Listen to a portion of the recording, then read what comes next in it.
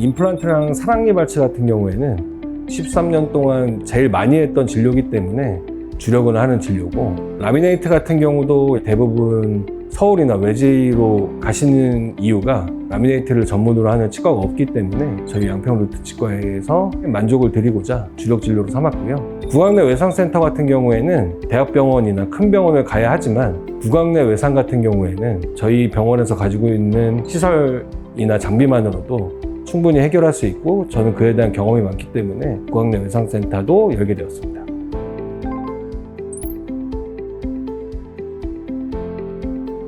(60대) 정도 되는 남자분이었는데 치과 공포가 너무 많으셔서 앞니도 다 충치가 너무 심하고 어금니도 충치가 너무 심해서 웃음을 잃어버리셨던 분이셨어요. 치과가 너무 무섭다, 진료받기가 너무 힘들다. 제가 그분에게 무섭지 않고 아프지 않게 하는 거는 자신이 있으니까 저를 믿고 한번 진료를 맡겨달라 해서, 어금니 같은 경우에는 이미 다 뿌리만 남은 상태였기 때문에 뽑고 임플란트를 진행했고요. 앞니 같은 경우에는 라미네이트를 할 수 없는 케이스여서 신경치료하고 심미적인 보철로 마무리해드렸고, 결과 후에 본인도 만족을 하셨고 자기가 처음으로 웃을 수 있게 됐다고 엄청 좋아하셔서 그 분이 가장 기억에 남습니다.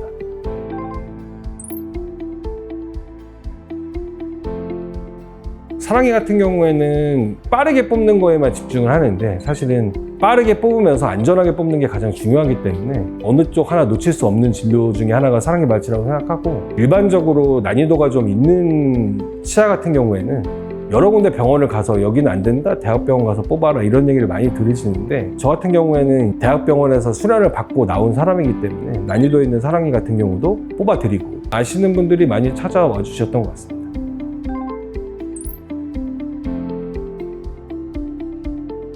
임플란트 같은 경우에는 내비게이션 임플란트를 활용하면 절개 없이 임플란트를 수술하고 계획한 대로 임플란트 식립이 되기 때문에 장기적인 결과물도 훨씬 더 좋다고 생각을 하고, 라미네이트 같은 경우에는 예뻐지기 위해서 하는 건데 만족도를 드리기 위해서는 경험도 중요하고 그에 따른 실력도 중요하기 때문에 양평루트치과에 오시면 두 가지 다 만족을 시켜드릴 수 있다 생각하고요. 구강내 외상센터 같은 경우에는 큰 병원을 가지 않아도 되는 케이스를 큰 병원까지 가서 치료를 받아야 될 수 있기 때문에 치아가 부러진다든지 입안이 찢어졌다든지 하는 거에 대해서는 오시면 편안하게 진료를 받을 수 있을 거라고 생각합니다.